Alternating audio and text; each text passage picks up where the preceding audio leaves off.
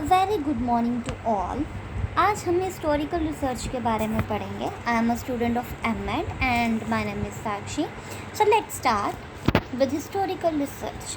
सो सबसे पहले हम देखते हैं कि हम हिस्टोरिकल रिसर्च में आगे क्या पढ़ेंगे। सबसे पहले कि हिस्टोरिकल रिसर्च होता क्या है, उसको सिलेक्ट करने के कौन कौन से मेथड्स हैं, वैल्यूज़ कौन कौन सी हैं, या फिर हिस्टोरिकल रिसर्च के क्या टाइप्स हैं, और फिर हम पढ़ेंगे इसके स्टेप्स जिनको हम अच्छे से एक्सप्लेन करेंगे, और फिर हम देखेंगे मेन कि हिस्टोरिकल रिसर्च क्या होता है, उसको कंक्लूड करेंगे। सो let's start with historical research. Historical research जैसे कि नेम डिपिक्ट कर रहा है कि हिस्टोरिकल रिसर्च क्या है, हिस्ट्री से बना एक वर्ड है। हिस्ट्री क्या होता है, study of past. So historical research क्या है, historical research is an integrated narrative of past events that representing a critical search for the whole truth. Means कि क्या करते हैं, हम पास्ट के बारे में स्टडी करते हैं और ये जानने की कोशिश करते हैं कि सच्चाई क्या है, सच तक पहुंचने की कोशिश करते हैं। ठीक है, जैसे हेमली ने डिफ़ाइन किया था कि हिस्टोरिकल रिसर्च क्या है, historical research as an unusually stubborn and persistent effort to think straight, which involves the gathering and intelligent use of data. So historical research क्या है, हमारा एफर्ट है जिसमें हम जानने की कोशिश करते हैं, डाटा को गैदर करने की कोशिश करते हैं और एक ट्रूथ तक पहुंचने की कोशिश करते हैं। सो हिस्टोरिकल रिसर्च जो है वो एक तरह की एप्लीकेशन है, एक तरह का साइंटिफिक मेथड है जो कि हिस्टोरिकल प्रॉब्लम से डील करता है। ठीक है, ये एक तरह की मैथडोलॉजी है जिससे हम रिसर्च करके कंक्लूड कर सकते हैं, अपने प्रॉब्लम्स का सोल्यूशन निकाल सकते हैं। ठीक है, सो हिस्टोरिकल रिसर्च होता क्या है, मेनली हिस्टोरिकल रिसर्च जो है वो तीन तरह की जो है चीज़ों को डिस्क्राइब करता है। सबसे पहला होता है what was. So what was है क्या, जैसे कि नाम से ही हमें पता चल रहा है कि व्हाट वाज क्या है, जो हो चुका होता है, मतलब कि जो पास्ट इवेंट्स को डिस्क्राइब करता है उसे व्हाट वाज बोला जाता है। This is considered with recording interpreting the past means of seeing the present and perspective. So what was क्या है कि जो हमारे पास्ट इवेंट्स में हो चुका है। हम एग्जांपल लेते हैं कि जैसे हम प्लासी की लड़ाई के बारे में पढ़ते हैं, बक्सर की लड़ाई के बारे में पढ़ते हैं ना, तो ये जो हम पास्ट में इवेंट्स हो चुके हैं उनके बारे में जब हम रिसर्च करते हैं, ये तो हम जस्ट मैंने एग्जांपल आपको पढ़ने की दी है। ठीक है, जब हम रिसर्च करते हैं, डाटा कलेक्ट करते हैं पास्ट इवेंट्स का, जैसे हम कहते हैं कि हमें मूर्तियाँ मिली या जब खोद की तो उससे कुछ निकला है ना, तो पास्ट के इवेंट से जब हमें कुछ डिस्क्रिप्शन मिलती है वो क्या होता है, व्हाट वाज। नेक्स्ट है व्हाट इज़। अब व्हाट इज़ क्या है, जो चल रहा होता है। ठीक है, मीन्स कि जो भी बेसिक रिलेशनशिप है दो फिनोमिना का। अब फिनोमिना क्या है, कोई भी मैटर जब हम किसी चीज़ के बारे में बात करते हैं, हम एग्जांपल ले सकते हैं, जैसे हम कहेंगे कि कोविड में जब कोविड हुआ तो बच्चों की स्टडी में कितना इम्पैक्ट पड़ रहा है ना, तो हमने दो फिनोमिना लिए, दो मैटर्स लिए, दो सब्जेक्ट्स लिए, जिससे हम रिलेशनशिप के बारे में डिटर्मिनेशन कर रहे हैं। तो इसी तरीके से व्हाट इज़ होता क्या है, व्हाट इज़ जो है वो एक तरह का प्रेजेंट से डील करता है and attempts to determine the relationship between existing non manipulated values. ठीक है, कि जो भी नॉन मैन्युपुलेटेड वैल्यूज़ हैं या रिलेशनशिप है दो फिनोमिना का, जब हम उससे डील करते हैं वो क्या है, व्हाट इज़। ठीक है, नेक्स्ट होता है व्हाट विल बी। ठीक है, तो व्हाट विल बी क्या है, सो व्हाट विल बी है, इसमें एक्सपेरिमेंटल डिस्क्राइब करते हैं। Here the focus is on discovering the basic relationships among phenomena। ठीक है, ये मैंने यहाँ पे लिखा है कि जब भी हम बेसिक रिलेशनशिप जो है आगे क्या हो सकता है, ठीक है, और उसको हम कैसे कंट्रोल कर सकते हैं। हम एग्जांपल ले सकते हैं कि पाकिस्तान और इंडिया में बहुत ज़्यादा लड़ाई हो रही है। ठीक है, या फिर हम कह सकते हैं कि आगे जाके उनमें लड़ाई हो सकती है, तो इसमें क्या मेन रिलेशनशिप है, क्या फिनोमिना होगा कि कैसे हम इस प्रॉब्लम को सॉल्व कर सकते हैं, ये क्या होता है, हिस्टोरिकल रिसर्च। अगर हम हिस्टोरिकल रिसर्च की बात करें तो इसको सिलेक्ट करने के लिए जो है आगे वेज होते हैं, जैसे कि हम सर्वे कर सकते हैं। सर्वे आप सभी को पता ही होगा, सर्वे जो है जनगणना जैसे की जाती है, देखा जाता है कि बर्थ रेट कितनी है, डेथ रेट कितनी है ना। तो उसी तरीके से जो भी हमने डाटा कलेक्ट करना है, हम पहले जाके पूरा सर्वे करते हैं, पूरा पता करते हैं उस चीज़ के बारे में, ठीक है। नेक्स्ट है इंटरव्यू लिया जाता है। अगर हमने डाटा कलेक्ट किया है तो तो हम इंटरव्यू वगैरह लेंगे, जिससे हम उस प्रॉब्लम के बारे में जानने की कोशिश करेंगे। हम अलग अलग पर्सन से पूछेंगे ताकि हमें जो है अलग अलग व्यक्तियों का पॉइंट ऑफ व्यू भी पता लग सके। फिर हम जो है क्वेश्चनर ऐसे फ्रेम करेंगे। क्वेश्चनर क्या है, जैसे हम एप्टीट्यूड पता कर सकते हैं, एटीट्यूड पता कर सकते हैं, इंटेलिजेंस पता कर सकते हैं, या पास्ट में जो कुछ भी हुआ उसके बारे में भी हम पता कर सकते हैं। जिससे हम क्या करेंगे, ऐसा क्वेश्चनर बना लेंगे, ऐसे उसमें क्वेश्चंस बना लेंगे जिससे हमें पास्ट के बारे में पता चले, ठीक है। फिर है हमारा ऑब्जर्वेशन। अब ऑब्जर्वेशन क्या है कि जब हम ऑब्ज़र्व करेंगे, ठीक है, कोई भी चीज़ को, जैसे हमने कोई भी डाटा लिया है हम ऑब्ज़र्व करेंगे। हम एग्जांपल ले सकते हैं कि हमने कोई भी टॉपिक लिया है, ठीक है, तो उसमें बच्चों को जो है हम ऑब्ज़र्व करेंगे कि वो कैसे काम कर रहे हैं, है ना। तो इसी तरीके से हमने क्या करना है, ऑब्ज़र्व करना है। नेक्स्ट है इसमें secondary data study. Secondary data study क्या है, एक तो होता है प्राइमरी सोर्स, एक होता है सेकेंडरी सोर्स, ठीक है। दूसरों का जो डाटा उन्होंने क्या लिया था उसको स्टडी करना, वो क्या होता है, सेकेंडरी डाटा स्टडी। फिर है एक्सपेरिमेंटल लेबोरेटरी फील्ड, ठीक है। तो हम बहुत सारे एक्सपेरिमेंट्स कर सकते हैं जिससे हमें उस चीज़ के बारे में नॉलेज हो सके, ठीक है। तो रिसर्च जो है वो होता ही क्या है, रिसर्च जो हमने रिसर्च की, जो पहले व्यक्तियों ने रिसर्च किया उसको दोबारा आगे, उसी को नहीं, मतलब कि उसमें और कुछ टॉपिक को ऐड करना या उनको और आगे डीपली स्टडी करना, ताकि उस जो भी आपको प्रॉब्लम लगती है उसको सॉल्व किया जा सके। तो इसी तरीके से हिस्टोरिकल रिसर्च में भी जो है डिफरेंट मेथड यूज़ किए जाते हैं, जैसे कि सर्वे हो गया, इंटरव्यू हो गया, क्वेश्चनर हो गया, ऑब्जर्वेशन, सेकेंडरी डाटा स्टडी और एक्सपेरिमेंटल लेबोरेटरी फील्ड। जिससे क्या किया जाता है, जो हिस्टोरिकल रिसर्च का एक तरह का सिलेक्ट करने का ये एक मेथड है। अगर हमने हिस्टोरिकल रिसर्च करनी है, उसके कुछ एडवांटेजेस भी होंगी, तभी हम हिस्टोरिकल रिसर्च करेंगे ना। सो जो हिस्टोरिकल रिसर्च है वो क्या है, एक तरह का क्वालिटेटिव रिसर्च है। रिसर्च जो है क्वांटिटेटिव भी होती है और क्वालिटेटिव भी होती है। क्वांटिटेटिव रिसर्च जो है वो नंबर से डील करती है, क्वांटिटी से डील करती है, और जो क्वालिटेटिव रिसर्च होती है वो क्वालिटी से डील करती है कि अगर ये हुआ है तो इसके पीछे क्या रीज़न हो सकता है।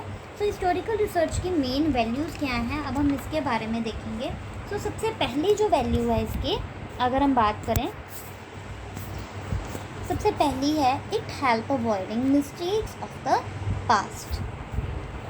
Making mistakes of the past in the sense कि अगर कोई गलती हुई है, ठीक है, तो वो क्या करेंगे, उसको सॉल्व करने की कोशिश करेंगे, ठीक है। पास्ट में अगर ऐसा हुआ है, अगर हम कहते हैं कि पहले डिक्टेटरशिप थी, ठीक है, तो हम उसके बारे में पढ़ते हैं। अगर हमने कहा कि पहले जो है एक राजा का राज होता था, मोनार्क का राज होता था, या एक डिक्टेटर जो है वो राज करता था, ठीक है, तो हमने उसके बारे में पूरा पढ़ लिया। अब हम क्या करेंगे कि जो उसकी सरकार में गलतियाँ होती थी, ठीक है, तो हम नई सरकार बनाएंगे और उस प्रॉब्लम को सॉल्व करने की कोशिश करेंगे, ताकि अब जो हमने गवर्नमेंट ली है उसमें वो गलतियाँ ना हो सकें। जैसे हम एग्जांपल ले सकते हैं कि पहले डेमोक्रेटिक फॉर्म ऑफ गवर्नमेंट जो नहीं होती थी, पहले कौन सी फॉर्म ऑफ गवर्नमेंट होती थी, मोनार्क फॉर्म ऑफ गवर्नमेंट हो गई, डिक्टेटरशिप हो गई, जो कैपिटलिज्म, कम्युनिज़म, ऐसी जो है पाई जाती थी गवर्नमेंट्स जो हैं, प्रेसिडेंशियल फॉर्म ऑफ गवर्नमेंट जैसे हो गए। लेकिन धीरे धीरे हमने देखा कि इनमें क्या क्या चेंजेस आ सकते हैं। हमने पास से जो है ये डाटा गैदर किया, और इसी तरीके से इंडिया की अगर हम बात करें तो पहले यहाँ पे जो है डेमोक्रेटिक फॉर्म ऑफ गवर्नमेंट नहीं थी, जो है एक राजा का जो है राज चलता था, उससे बाद में ब्रिटिश का राज रहा, फिर जाके यहाँ पे जो है डेमोक्रेटिक फॉर्म ऑफ गवर्नमेंट आई है। तो डेमोक्रेटिक फॉर्म ऑफ गवर्नमेंट आई कैसे है कि हमने सीखा, ठीक है, जैसे जो पहले सिस्टम था उसमें जो हमें गलतियाँ लगी, उससे जो हमने सीखा वो क्या है, वो हमारी वैल्यूज़ हैं। ये सारी वैल्यूज़ जो है किससे ऐड हुई हैं, हमारे हिस्टोरिकल रिसर्च से, ठीक है। फिर आगे है it enables us to understand the dynamics of educational change. ये हमें क्या बताता है कि एजुकेशन में जो कुछ भी चेंजेस आए हैं, ठीक है, उनको अंडरस्टैंड करना, उसको समझना। हम जैसे कहते हैं कि पहले जो था वो ट्रेडिशनल मोड में पढ़ाया जाता था, अब जो है अब मॉडर्न टेक्नोलॉजी आ गई है, अब हम डिजिटली भी जो है पढ़ सकते हैं, digital in the sense by the videos, हम आईसीटी को यूज़ कर सकते हैं। सो एजुकेशन में जो जो चेंज आ रहे हैं उनको एक्सेप्ट करना और उनको इनेबल करना ताकि हमारी डेवलपमेंट हो सके, ये भी क्या है, एक तरह का हिस्टोरिकल रिसर्च की वैल्यू है। नेक्स्ट है it help remove educational prejudices, misconceptions of the facts. इसमें क्या होता है कि अगर कोई प्रेजुडाइज इन द सेंस हम कह सकते हैं कि पहले जो है वुमेन को एजुकेशन नहीं दी जाती थी, ठीक है, वेदास में तो दी जाती थी, लेकिन मिडल में ऐसी सेंचुरी आई थी कि लड़कियों को जो है इतनी एजुकेशन नहीं दी जाती थी। इसीलिए जो हमारे एजुकेशन सिस्टम में जब वैसे जितने भी प्रेजुडाइजेस हैं या जितने भी मिसकंसेप्शंस हैं उनको एंड करना, उनको ख़त्म करना, यही क्या है हमारे हिस्टोरिकल रिसर्च की वैल्यूज़। नेक्स्ट है it is necessary foundation for any educational reform. अगर हमने हिस्टोरिकल रिसर्च के बारे में अच्छे से जान लिया कि क्या क्या हमने करना है, पास्ट को कैसे रीड करना है, कैसे डाटा कलेक्ट करना है, तो ये क्या, इससे क्या होगा, एजुकेशनल रिफॉर्म होंगे। हम इसकी एग्जांपल ले सकते हैं, एनसीएफ आपने पढ़ा होगा सभी ने। एनसीएफ जो है पहले 1985 में भी आया था, फिर उसके बाद आगे से आगे 2000 में भी आया, 2005 में भी आया, 2009 में भी आया, ये अब या फिर NEP आई है 2020, है ना। तो ये क्या है, एजुकेशनल रिफॉर्म्स के लिए इन्होंने जो है स्टेप्स लिए हैं। ये कैसे लेते हैं कि जो पिछले एजुकेशन सिस्टम में जो गलतियाँ इनको लगती हैं, जब भी वो डाटा स्टडी करते हैं, सारा जो देखते हैं, ऑब्जर्वेशन करते हैं, सर्वे करते हैं, इंटरव्यूज़ लेते हैं, तो उससे जो भी इनको लगता है कि कुछ बहुत गलतियां हैं उनको सुधारने की कोशिश करते हैं। और सुधारने का जरिया क्या है कि ये नई जो है इम्प्लीमेंट करते हैं। जैसे एजुकेशनल रिफॉर्म्स में ये नई नीतियाँ, नई पॉलिसीज़ जो हैं वो एडप्ट करते हैं। सो इसकी सिर्फ इतनी ही वैल्यूज़ नहीं हैं, कुछ और भी हैं। सो a comprehensive and realistic thinking in the process like education must depend upon the knowledge of the origin which influence their present position. So ये एक तरह की क्या है, realistic thinking है, जिससे हमें जो है प्रॉब्लम हम सॉल्व कर सकते हैं, नॉलेज जो है वो गेन कर सकते हैं। नेक्स्ट है the foremost purpose is to gain a clearer perspective of the past and the present. इससे क्या होता है कि हमें पता चलता है, क्लियरली पता चलता है कि हमारे पास्ट में क्या हुआ था, हमारे प्रेजेंट में क्या हो रहा है, ठीक है। और जो अगर गलतियां हैं उनको हम एक्यूरेट करने की कोशिश करते हैं, करेक्ट करने की कोशिश करते हैं। नेक्स्ट लाइन जो मैं अभी आपको बता रही हूँ, तो उसमें भी यही बताया है, the most common motive is to arrive to an accurate account of the past, ठीक है। जो अगर हमने पास्ट में किया उसके बारे में हम जानते हैं, और अब हम उसको क्यों जानते हैं, ताकि आगे हम अच्छा कर सकें, ठीक है, एक्यूरेट हो सके हमसे आगे। नेक्स्ट है इट हेल्प रिमूव एजुकेशनल प्रेजुडाइजेस। ये जो हमने अभी देखा था कि एजुकेशनल प्रेजुडाइजेस को क्या करते हैं, ये सॉल्व करने की कोशिश करते हैं और ये एबिलिटी को डेवलप करते हैं ताकि हम जान सकें, ऐसे एविडेंसेस को जान सकें ताकि हमारी क्या हो सके, डेवलपमेंट हो सके। It inspires respect for sound scholarship and reference for great teachers. इसमें यही नहीं है कि गलतियों के बारे में ही हमें पता चलता है। जैसे बहुत सारे ग्रेट थिंकर्स हुए हैं, जैसे कि आपको पढ़ाए भी जाते हैं, स्वामी विवेकानंद, महात्मा गांधी, स्वामी दयानंद सरस्वती जी हो गए, है ना। तो उनके बारे में भी हमें पढ़ाया जाता है ताकि हम जो है इंस्पायर हों उनसे हमें बहुत कुछ हम जानें और उनकी रिस्पेक्ट करें, ठीक है। नेक्स्ट है it enlightens us as to how the functions and roles of such institutions have shifted from time to time.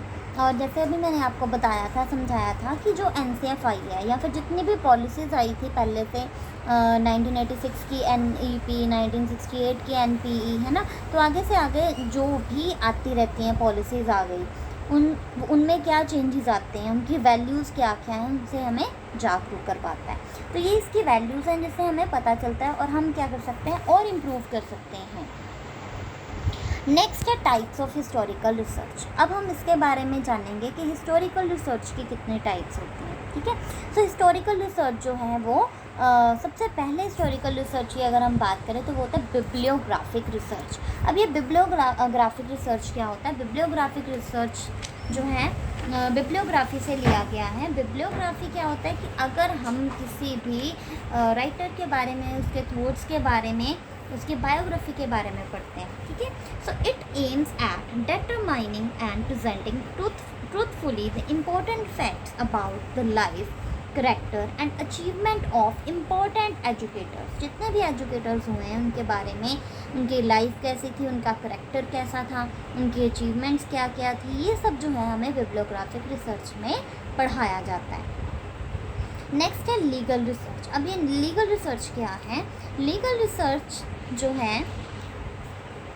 legal research is of immense value and interest to educational administrators. It aims to study the legal basis of educational institutions run by different religions and castes, relation between central and state government। So जितने भी law के students होते हैं वो legal research करते हैं कि education institutions में जो है कैसे शिक्षा नीति अपनाई गई हमारी गवर्नमेंट के द्वारा, उनका रिलेशन क्या क्या था, उसके बारे में जब हम पढ़ते हैं उनको लीगल रिसर्च कहा जाता है।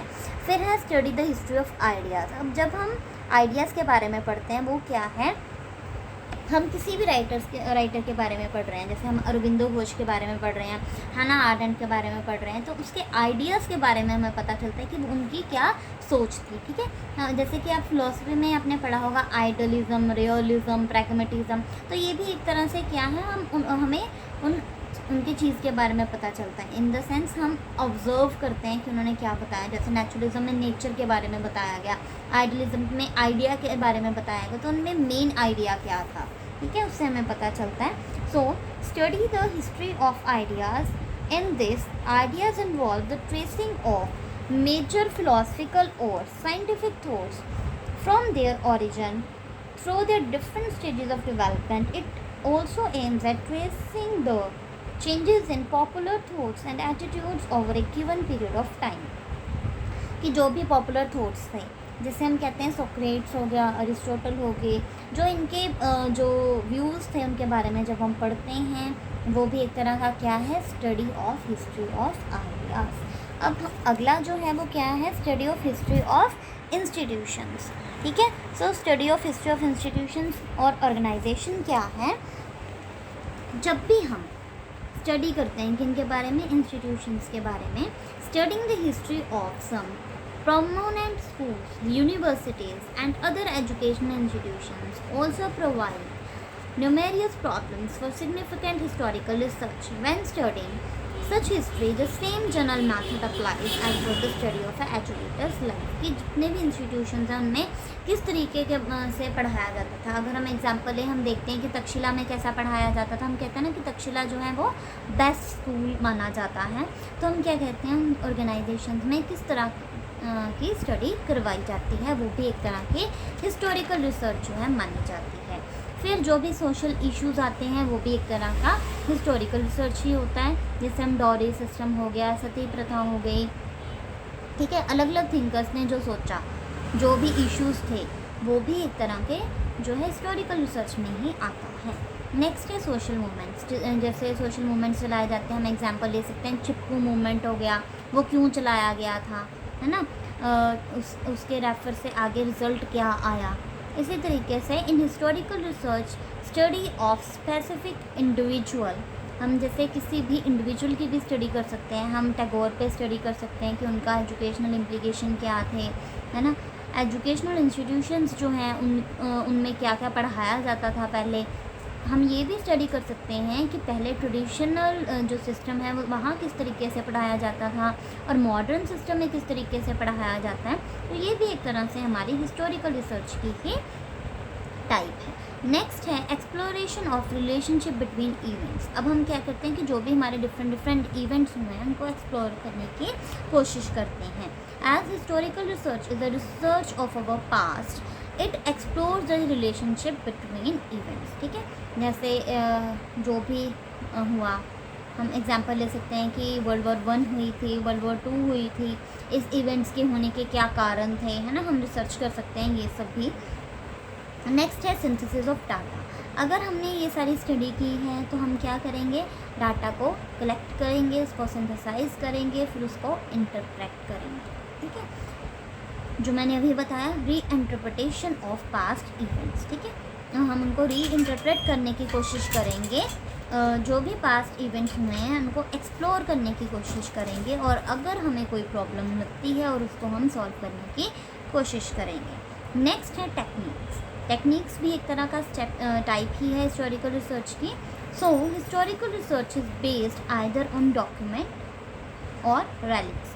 डॉक्यूमेंट्स क्या होते हैं, जैसे कि हम कह सकते हैं कि हमें प्राइमरी सोर्स मिल गया, रविंद्रनाथ टैगोर जी के बारे में हमने कोई भी स्टडी करनी थी और हमें क्या मिला, रविंद्रनाथ टैगोर जी द्वारा ही कोई बुक मिल गई है। ठीक है, तो इसी तरीके से जो हिस्टोरिकल रिसर्च है वो डिफरेंट टाइप्स की होती है। बिब्लियोग्राफिक रिसर्च हो गई, लीगल रिसर्च हो गई, जब हम किसी भी आइडियाज़ को पढ़ते हैं या फिर हम इंस्टीट्यूशंस और ऑर्गेनाइजेशंस को पढ़ते हैं, ये हिस्टोरिकल रिसर्च में आता है। नेक्स्ट अब हम जो है इसके स्टेप्स के बारे में पढ़ेंगे। पहले हम ऐसा करते हैं, थोड़ा स्टेप्स के बारे में जान लेते हैं, इनके बारे में कि कैसे लाइन वाइज आते हैं, फिर हम डिटेल में अगली स्लाइड में पढ़ेंगे कि हिस्टोरिकल रिसर्च क्या होता है। सो let's start with historical research. Historical research में सबसे पहले क्या होता है, सबसे पहले हम किसी भी प्रॉब्लम को सिलेक्ट करेंगे। क्या करेंगे, प्रॉब्लम को सिलेक्ट करेंगे। अ रिसर्चर में select a problem describing to the history of individual, institution, organization, law, curriculum, textbooks और टीचर एजुकेशन। ठीक है, जो हम किसी भी चीज़ के बारे में अगर स्टडी करना चाह रहे हैं, फॉर एग्जांपल अगर हम लें, हम रविंद्रनाथ टैगोर जी पर ही स्टडी करना चाहते हैं। ठीक है, प्रॉब्लम हम क्या लेंगे कि मॉडर्न एजुकेशन सिस्टम में कैसे पढ़ाया जाता है, जहाँ उस टाइम पे जो उनके व्यूज़ थे तब कैसे पढ़ाया जाता था, उनकी एजुकेशनल इम्प्लीकेशंस क्या थी रविंद्रनाथ टैगोर जी की, और अब की एजुकेशनल इम्प्लीकेशंस क्या हैं। ठीक है, तो जब भी हम किसी प्रॉब्लम को अगर हमने हिस्टोरिकल रिसर्च करनी है तो सबसे पहले हम एक प्रॉब्लम को सिलेक्ट करेंगे जिस पे हम जो है रिसर्च करना चाहते हैं। नेक्स्ट है फॉर्मुलेशन ऑफ द हाइपोथेसिस। सबसे पहले आपको ये जानना बहुत ज़रूरी है कि हाइपोथेसिस होता क्या है। हाइपोथेसिस क्या है कि जो हम मान के चल रहे हैं। ठीक है, हमें लगता है कि ऐसा हो सकता है, हम रिज़ल्ट को इंटरप्रेट कर रहे हैं कि ऐसा रिज़ल्ट आएगा हमारे अकॉर्डिंग। जब हम कोई भी प्रॉब्लम को सोचते हैं तो हमारे मन में कहीं ना कहीं उस प्रॉब्लम का रिज़ल्ट भी आता है कि मे बी ऐसा हो सकता है। ठीक है, तो जो मे बी है वही हमारा हाइपोथेसिस है, और इसमें जो है बाद में हमें लास्ट में पता चलता है कि हमारा हाइपोथेसिस सही है या गलत है। ठीक है, सो formulation of hypothesis, the hypothesis that the researcher constructs for historical research are useful in explaining events, conditions or phenomena and the historical period in question. Sometimes it is argued that in such type of studies a researcher is merely interested in concrete events. ठीक है, तो जो भी hypothesis उसने बनाए हैं उनको अच्छे तरीके से फॉर्मुलेट किया जाता है, बनाया जाता है और एक्सप्लेन किया जाता है। ठीक है, जो भी रिसर्च कर रहा है वो पहले प्रॉब्लम को सिलेक्ट करता है, फिर उसके बाद हाइपोथेसिस को बनाता है। नेक्स्ट है कलेक्शन ऑफ द डाटा। फिर हम क्या करते हैं, हम डाटा को कलेक्ट करने की कोशिश करते हैं। सो हिस्टोरिकल रिसर्च में कैसे डाटा कलेक्ट होता है, क्योंकि अगर हम बाकी रिसर्चेस की बात करें तो उसमें तो हम जो है बहुत वेज होते हैं डाटा को कलेक्ट करने के लिए, लेकिन जो हिस्टोरिकल रिसर्च है इसमें दो तरीके के वेज हैं। एक होता है हमारा प्राइमरी सोर्स और एक होता है हमारा सेकेंडरी सोर्स। ठीक है, जिससे हम डाटा को कलेक्ट करते हैं। अगर आपको ये स्टेप्स अभी इतने क्लियर नहीं भी हो रहे तो सो डोंट वरी, इनको हम अभी अगली स्लाइड में डिटेल से भी पढ़ेंगे। नेक्स्ट है क्रिटिसिज्म ऑफ द डाटा। अब क्रिटिसिज्म ऑफ द डाटा क्या है, क्रिटिसिज्म दो तरह के होते हैं, एक इंटरनल क्रिटिसिज्म और एक एक्सटर्नल क्रिटिसिज्म। इंटरनल क्रिटिसिज्म क्या है कि हमने डाटा करेक्ट तो लिया है ना, अगर डाटा करेक्ट नहीं है तो वो हमारा इंटरनल क्रिटिसिज्म है। और एक्सटर्नल क्रिटिसिज्म जो है कि हमने जो जिस पे वो किया है वो सही होना चाहिए। दैट मीन्स हमारा सब्जेक्ट मैटर, हमने जो प्रॉब्लम ली है वो सही होनी चाहिए। डॉक्यूमेंट्स वगैरह जो हमने देखे हैं, जो हमने रिव्यूज़ किए हैं, वो सही होने चाहिए।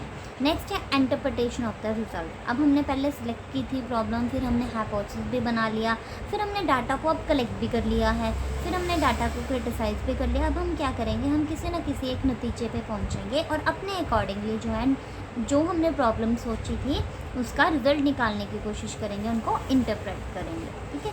नेक्स्ट है writing of the research report. फिर हम क्या करेंगे, रिसर्च रिपोर्ट को लिखेंगे। सबसे पहले जो है वो क्या था हमारा, सिलेक्टिंग द प्रॉब्लम। जब भी हम प्रॉब्लम को सिलेक्ट करते हैं, ठीक है, मतलब कि जिस टॉपिक पे हमने रिसर्च करनी है, हम उस टॉपिक को जो है, उस प्रॉब्लम को हम सोचते हैं। और वो जो हम प्रॉब्लम सोचते हैं, सबसे पहले वो प्रॉब्लम जो है क्लियर होनी चाहिए। हम अपने माइंड में क्लियर होने चाहिए कि हमने क्या प्रॉब्लम ली है। ठीक है।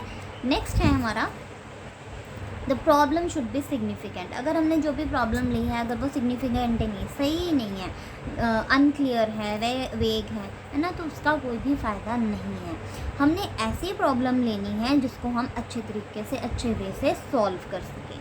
ठीक है। नेक्स्ट है हमारा फॉर्मुलेशन ऑफ हाइपोथेसिस। अब हमने क्या करना है, हाइपोथेसिस बनाना है। और हाइपोथेसिस क्या होता है, अब व्यक्ति खुद कंस्ट्रक्ट करता है जब भी वो किसी इवेंट को, किसी कंडीशन को एक्सप्लेन करता है। ठीक है। So formulation of hypothesis, the hypothesis that the researcher construct for historical research. वैसे ये हाइपोथेसिस जो है मोस्टली बाकी रिसर्च में भी जो है किया जाता है, यही नहीं कि हिस्टोरिकल रिसर्च में किया जाता है।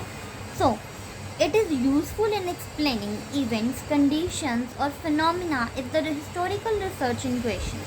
Sometimes it is argued that in such type of study the researcher is merely interested in concrete events. So इसमें जो है अलग अलग इवेंट्स को जो है देखा जाता है, अपने अकॉर्डिंगली हाइपोथेसिस को बनाया जाता है। नेक्स्ट है कलेक्शन ऑफ द डाटा। अब डाटा को कैसे कलेक्ट करना है, ये हमारी मेन प्रॉब्लम है।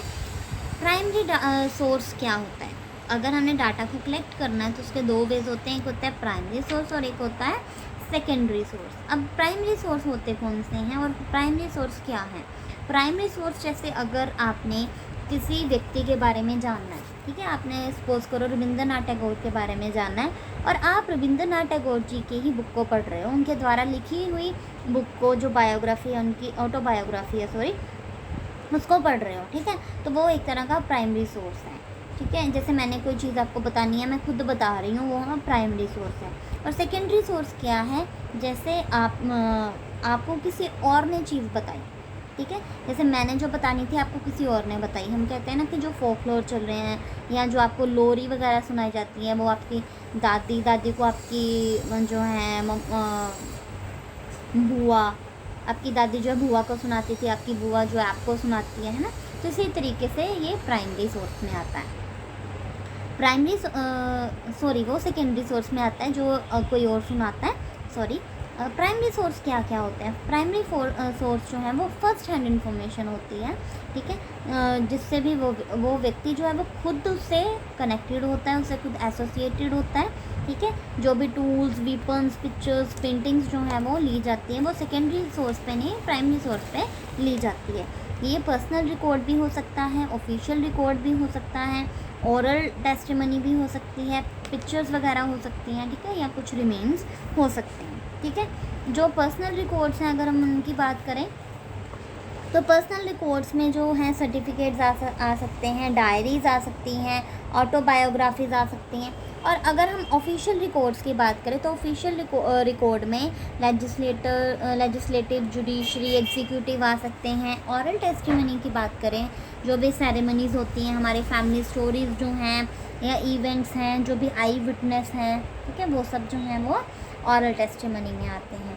नेक्स्ट है पिक्टोरल रिकॉर्ड। पिक्टोरल रिकॉर्ड्स जैसे कि कोई फ़ोटोग्राफ्स हैं, मूवीज़ हैं, फिल्म्स हैं, पेंटिंग्स हैं, वो सारे जो है पिक्टोरल रिकॉर्ड्स में आते हैं। नेक्स्ट है मैकेनिकल रिकॉर्ड। मैकेनिकल रिकॉर्ड जो हैं वो भी फ़ोटोग्राफिक रिकॉर्ड्स होते हैं, जो भी इंटरव्यूज़ होते हैं, मीटिंग्स होती हैं या स्पीच वगैरह होते हैं। And the last is remains और रेलिक्स। अब रिमेन्स क्या है, जो भी फॉसिल्स हैं या फिर स्केलेटन हैं, टूल्स हैं, वीपन्स हैं या सैम्पल्स हैं, वो सारे जो हैं रिमेन्स और रेलिक्स में होते हैं। सो होप कि आपको प्राइमरी सोर्स अब क्लियर हो गया होगा कि प्राइमरी सोर्स क्या है, कि जो हम उस व्यक्ति के बारे में खुद से जानते हैं, उस चीज़ के, जरूरी नहीं व्यक्ति के बारे में, अगर हम किसी भी प्रॉब्लम के बारे में जानने की कोशिश कर रहे हैं तो उसका जो हमें प्राइमरी सोर्स मिल रहा है। हम कह सकते हैं कि हमें हमने खोदा तो उससे चीज़ें मिल गई, हम कहते हैं ना कि पुरानी चीज़ें मिली हैं या हम संभाल के रखते हैं अपन, वो ये सब जो है हमारे प्राइमरी सोर्स होते हैं। और आगे सेकेंडरी सोर्स। सेकेंडरी सोर्स क्या होते हैं कि जो कुछ भी हमें किसी और से पता चलता है, ठीक है। बायोग्राफी हो गई, ऑटोबायोग्राफी व्यक्ति खुद लिखता है और बायोग्राफी जो है वो दूसरा व्यक्ति उसके बारे में लिखता है। अब दूसरा व्यक्ति जब लिखेगा तो वो खुद जो खुद की इंटरप्रिटेशन भी जो है उसमें थोड़ी बहुत डालेगा, है ना। तो इसी तरीके से सेकेंडरी सोर्सेज जो हैं वो क्या हैं, जब भी हम किसी डाटा जो भी कलेक्टेड है उसके बारे में पढ़ते हैं या किसी की बिब्लियोग्राफी पढ़ते हैं, ठीक है, किसी की टेक्स्ट बुक्स पढ़ते हैं, फिल्म्स, म्यूज़िक हो गए, है ना, तो ये सब। अब हम देखते हैं कि सेकेंडरी सोर्स जो हैं, अगर हम किसी व्यक्ति के इवेंट्स के बारे में, ऑब्जेक्ट्स के बारे में, कंडीशंस के बारे में पढ़ते हैं, the person may have directly contacted an actual observer and talked with him और read an account by an observer. जैसे हम कह सकते हैं कि हम खुद उस व्यक्ति के बारे में नहीं जानते, ना ही हम उस व्यक्ति से मिले हैं, लेकिन जो उस व्यक्ति से मिल के आया है वो हमें उस व्यक्ति के बारे में बता रहा है। तो वो क्या होता है, एक तरह के सेकेंडरी सोर्सेज होते हैं, ठीक है। नेक्स्ट है जो है, हम इसके क्रिटिसिज्म के बारे में पढ़ेंगे। सो क्रिटिसिज्म जो है वो हिस्टोरिकल रिसर्च की दो तरह की होती है, एक होती है एक्सटर्नल क्रिटिसिज्म और एक होती है इंटरनल क्रिटिसिज्म। एक्सटर्नल क्रिटिसिज्म क्या होता है? एक्सटर्नल क्रिटिसिज्म होता है कि कोई भी चीज़ है वो कब लिखी गई, उसका ऑथर कौन है, वो सही भी है, ऑथेंटिक भी है या नहीं है, ठीक है, ये क्यों है। एक तरह का प्राइमरी डॉक्यूमेंट होता है, इसको किसने लिखा था, कहाँ पे हमें मिली है, ठीक है, why was the document produced, क्यों ये डॉक्यूमेंट बना है, when was the document produced, ठीक है, ये मैंने अभी आपको बताया था कि कब ये डॉक्यूमेंट बना है, इसका ऑथर कौन है, ये सारा जो है एक्सटर्नल क्रिटिसिज्म में आता है, ठीक है। एक्सटर्नल क्रिटिसिज्म जो है वो बेस्ट टूल है, हम डिटेक्ट कर सकते हैं अगर कोई फ्रॉड भी है इसमें, इन्वेस्टिगेशंस कर सकते हैं, अपनी कॉमन सेंस लगा सकते हैं इसमें, अगर हमने प्रॉब्लम को सॉल्व करना है।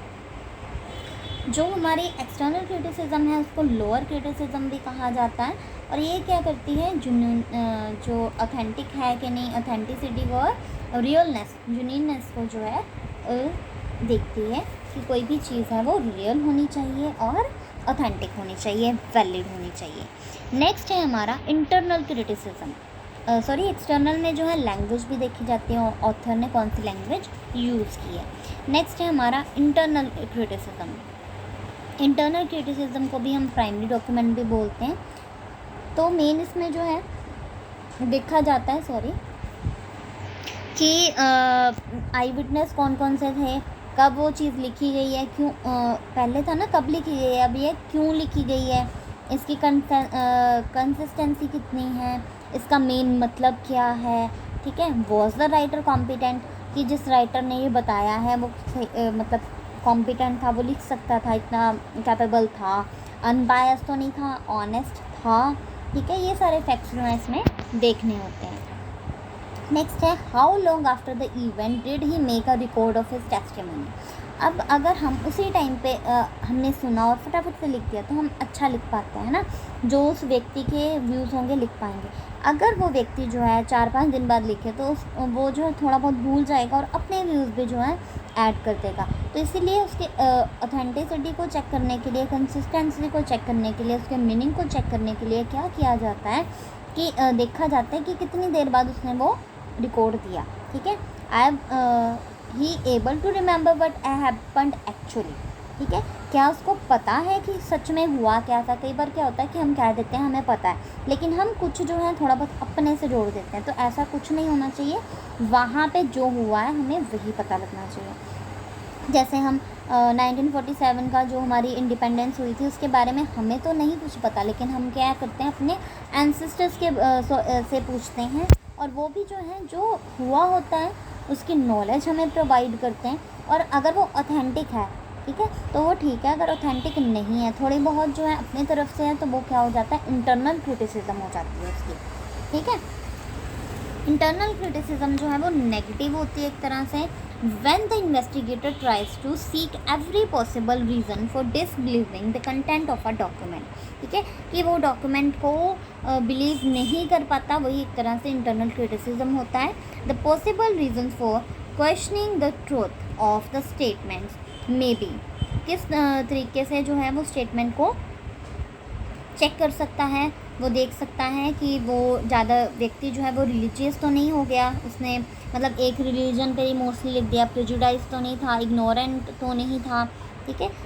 इसी तरीके से उसके इंटरेस्ट देखे जाते हैं। यही इंटरनल क्रिटिसिज्म होता है, जिसमें देखा जाता है कि व्यक्ति जो है वो ऑनेस्ट है या नहीं, अनबायस तो नहीं है, ठीक है। ये सब कुछ देखना कि एक्चुअली चीज़ वो हुई थी जो उस डॉक्यूमेंट में उसने लिखी है कि नहीं हुई, ठीक है। उस इवेंट्स के बारे में प्रॉपरली जानना, अगर नहीं जान होता वो एक तरह की इंटरनल क्रिटिसिज्म में आ जाता है, ठीक है।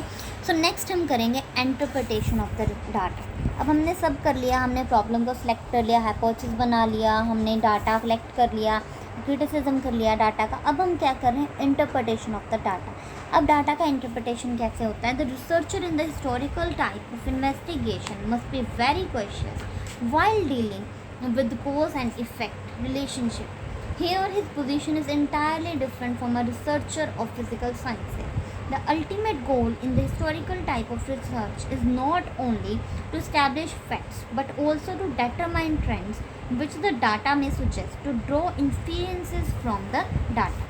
तो वो फिज़िकल साइंसेस की तरह से जो है इंटरप्रिटेशन नहीं होती।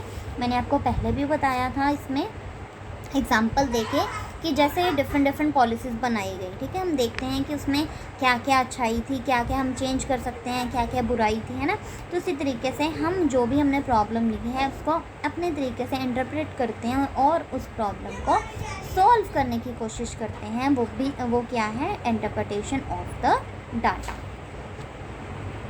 And the next is writing of the research report. अब हमने क्या करना है, रिसर्च रिपोर्ट बनानी है। और वो रिसर्च रिपोर्ट कैसे बनती है, the report of the historical research includes a statement of the problem, a review of the literature, the statement of the objective, surveys, sources of data collection. मतलब बहुत कुछ करना पड़ता है हमें इसके लिए, स्टेटमेंट बनानी पड़ती है, सर्वेज करने पड़ते हैं, ऑब्जर्वेशन करनी पड़ती है, इंटरव्यू करना पड़ता है, डाटा कलेक्ट करना पड़ता है, उसको क्रिटिसाइज़ करना पड़ता है, और फिर जब डाटा को इंटरप्रेट करते हैं तब उसके बाद जाके जो है हम रिसर्च को लिखते हैं, ठीक है। और जो हमारी सबसे रिसर्च है सबसे पहले क्रोनोलॉजिकल ऑर्डर में होनी चाहिए, ठीक है। नेक्स्ट जो है ये थीमेटिक होनी चाहिए। थीमेटिक मीन्स कि थीम बेस्ड होनी चाहिए, सॉरी मैंने थर्ड पहले ही बता दिया। थीमेटिक क्या है, थीम बेस्ड होनी चाहिए, उसका अपना थीम होना चाहिए कि जो हमने प्रॉब्लम ली थी हम उसको ही आगे डिफ़ाइन कर रहे हैं, ठीक है। टॉपिकल होनी चाहिए। टॉपिकल मीन्स कि जो भी हमने टॉपिक लिया था उसके बारे में हमें बताना है इसमें जब भी हम रिसर्च रिपोर्ट को लिखते हैं। And the last one is foundational, कि जो हमने डाटा को कलेक्ट किया है वो क्या होना चाहिए, फाउंडेशनल होना चाहिए। अगर हम किसी प्रॉब्लम को सॉल्व करने की कोशिश कर रहे हैं, ठीक है, इसका मतलब क्या है कि हम उस सोल्यूशन को निकालने की कोशिश कर रहे हैं, ठीक है, उससे हमें कुछ ना कुछ जो है वो रिज़ल्ट मिलेगा। तो इसी तरीके से जो रिसर्च रिपोर्ट होती है वो कैसी होती है, फाउंडेशनल होती है, जिससे हमें कोई ना कोई जो है आंसर ज़रूर मिलता है। जो भी हमारी प्रॉब्लम होती है जब हम उसको सॉल्व करते हैं तो वही क्या है, हमारा रिसर्च रिपोर्ट, ठीक है। नेक्स्ट है इसका conclusion. So in the end historical research क्या है, जैसे कि हम देखते हैं हिस्ट्री वर्ड क्या होता है कि हिस्ट्री ऑफ द पास्ट, जो पास्ट में जो कुछ भी हो चुका है जब हम उसको प्रेजेंट प्रॉब्लम के अकॉर्डिंगली सॉल्व करने की कोशिश करते हैं। मैंने बहुत सारी अब एग्जांपल्स दी हैं आपको हिस्टोरिकल रिसर्च की। जब भी आपको हिस्टोरिकल रिसर्च आए तो आप प्लीज़ रिकॉल कर लेना, जैसे एनसीएस जो भी पॉलिसीज़ मैंने आपको एग्जांपल दी हैं। तो हिस्टोरिकल रिसर्च जो है वो बहुत ही ज़रूरी है ताकि हम पास्ट में जो भी सिचुएशन है हुई थी, या अब प्रेजेंट में वो प्रॉब्लम क्यों हो रही है, क्योंकि पास्ट का हमेशा ही इन्फ्लुएंस रहता है प्रेजेंट में, ठीक है। पास्ट में अगर कुछ हुआ है तो प्रेजेंट में भी प्रॉब्लम रहेगी। तो पास्ट के कारण प्रेजेंट में क्या प्रॉब्लम है और हम उसको कैसे चेंज कर सकते हैं, कैसे सॉल्व कर सकते हैं, उस प्रॉब्लम को सॉल्व करना ही क्या है, हिस्टोरिकल रिसर्च है। तो हिस्टोरिकल रिसर्च में जो है हम प्रेजेंट प्रॉब्लम से डील करते हैं कि हम अब जो प्रॉब्लम है, जो पहले पास्ट में सिचुएशन थी उसके कारण अब हमें जो प्रॉब्लम हो रही है उसको सॉल्व करना हिस्टोरिकल रिसर्च कहलाता है, ठीक है। तो हिस्टोरिकल रिसर्च में बहुत ज़्यादा ज़रूरी होता है कि हमारे पास में जो सिचुएशंस थी उनको जो है डिस्क्राइब करना, उनको डिफ़ाइन करना, ताकि हम जो भी प्रॉब्लम को सॉल्व करने की कोशिश कर रहे हैं, हम जिस प्रॉब्लम को लेके ये रिसर्च कर रहे हैं, हम उस प्रॉब्लम को अच्छे से सॉल्व कर सकें, ठीक है। तो यही हिस्टोरिकल रिसर्च होता है। सो आज हमने हिस्टोरिकल रिसर्च के बारे में जाना है। So thank you.